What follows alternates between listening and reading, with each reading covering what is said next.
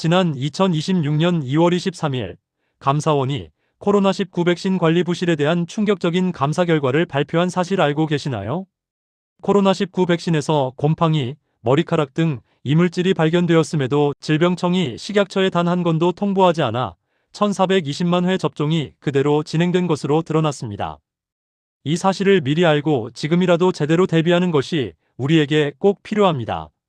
오늘 영상에서는 내가 맞은 백신이 과연 괜찮은 건지, 지금 당장 내가 무엇을 해야 하는지, 이전에 보상 신청이 거절됐어도 어떻게 재심을 신청하는지에 대한 명확한 답을 알 수 있습니다. 자, 바로 시작하겠습니다. 잠시만요. 영상이 도움이 되셨다면 구독 버튼도 잊지 말고 부탁드립니다. 코로나 바이러스 자체도 무서웠지만 진짜 문제는 따로 있었습니다. 바로 우리가 믿고 맡겼던 기관, 질병관리청이 해야 할 일을 하지 않았다는 것입니다. 이것이 오늘 이야기의 핵심입니다. 제가 알고 지내는 73세 어르신 한 분은 코로나 시절 국가에서 맞으라고 하니까 믿고 맞으셨다고 합니다. 그런데 나중에 접종 후 심한 이상 반응이 생겨서 보건소에 신고했더니 아무런 연락이 없었다고 하시더군요. 그 어르신이 이런 말씀을 하셨습니다. 나라가 시켜서 맞은 건데 이렇게 되면 어떡하냐고요. 그 말씀이 가슴에 깊이 남아 오늘 이 영상을 만들게 되었습니다. 자, 그럼 차근차근 설명해 드리겠습니다. 2021년 3월부터 2024년 10월까지 약 3년 반 동안 전국 의료기관에서 코로나19 백신의 이물질이 발견되었다는 신고가 총 1,285건 접수되었습니다. 그중 대부분인 835건은 주사 과정에서 고무막의 파편이 떨어진 것으로 어느 정도 발생할 수 있는 사례입니다. 그런데 진짜 문제는 나머지입니다. 곰팡이, 머리카락, 이산화규소 같이 제조 공정에서 들어간 것으로 추정되는 이물질 신고가 무려 127건이었습니다. 이것은 성격이 완전히 다릅니다. 쉽게 비유해 드리겠습니다.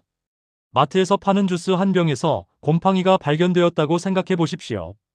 그 주스를 바로 회수하고 같은 날 같은 공장에서 만들어진 주스 전부를 검사하는 것이 당연한 순서 아니겠습니까? 그런데 질병청은 어떻게 했을까요? 감사원 조사 결과 질병청은 이 사실을 식약처에 단 한 건도 통보하지 않았습니다. 대신 백신을 만든 제조사에만 알리고 스스로 조사하라고 맡겨버렸습니다. 이것은 마치 시험 문제를 낸 학생한테 직접 채점하라고 맡긴 것과 같습니다. 2022년 3월 한 병원이 특정 백신에서 검은 이물질을 발견하고 신고했습니다. 질병청은 한 달 뒤에야 제조사에 전달했고 제조사는 2달 뒤 그것이 곰팡이라고 확인했습니다. 그런데 질병청은 곰팡이 확인 후에도 아무런 조치를 하지 않았습니다. 그 결과 같은 제조번호의 백신이 190만 회 이상 추가 접종되었습니다. 또 다른 사례도 있습니다. 2021년 8월 어느 의료기관에서 백신 안에 실처럼 생긴 이물질이 발견되었는데 조사 결과 사람의 머리카락이었습니다.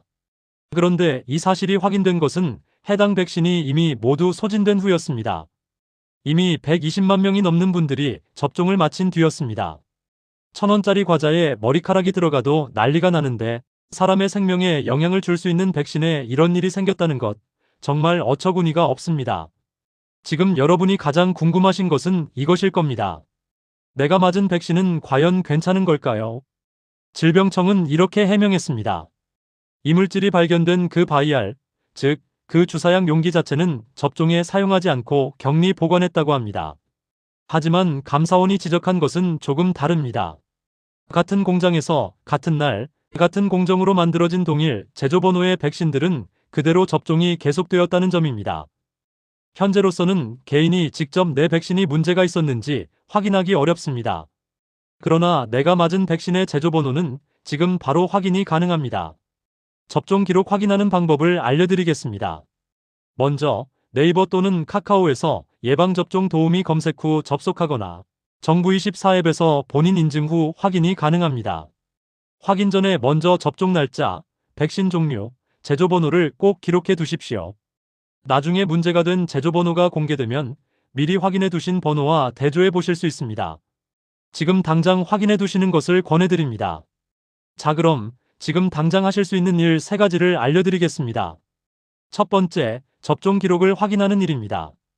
예방접종 도우미 사이트에 접속하시면 내가 언제, 어떤 백신을 몇 번 제조번호로 맞았는지 확인하실 수 있습니다.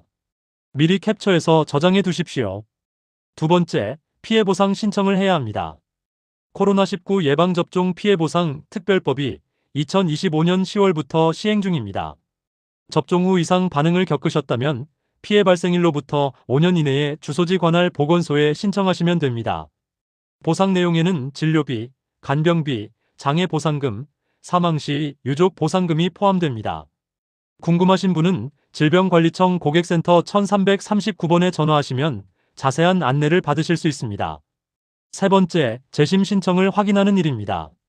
예전에 피해 보상을 신청했다가 거절당하신 분들도 다시 기회가 있습니다. 2026년 10월 23일까지 재심의 신청이 가능합니다. 이번에는 인과관계 추정 기준이 완화되어 보상 가능성이 더 높아졌습니다. 이 기한이 지나면 다시 신청할 수 없으니 반드시 기억해 두십시오. 자, 지금까지 내용 정리해 드리겠습니다. 첫 번째, 감사원이 코로나19 백신 관리 부실을 공식적으로 확인했습니다. 두 번째, 질병청은 이물질이 발견된 그 용기 자체는 접종하지 않았다고 해명했습니다.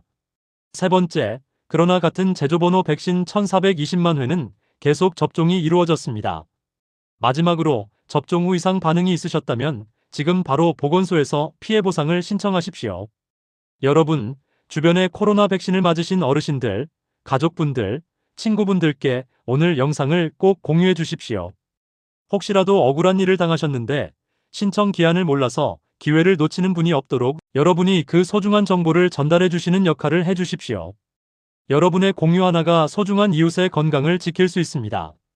오늘 영상이 도움이 되셨다면 구독 버튼 잊지 말고 부탁드립니다. 다음 영상에서는 더 좋은 내용으로 찾아뵙도록 하겠습니다. 끝까지 신청해 주셔서 감사합니다.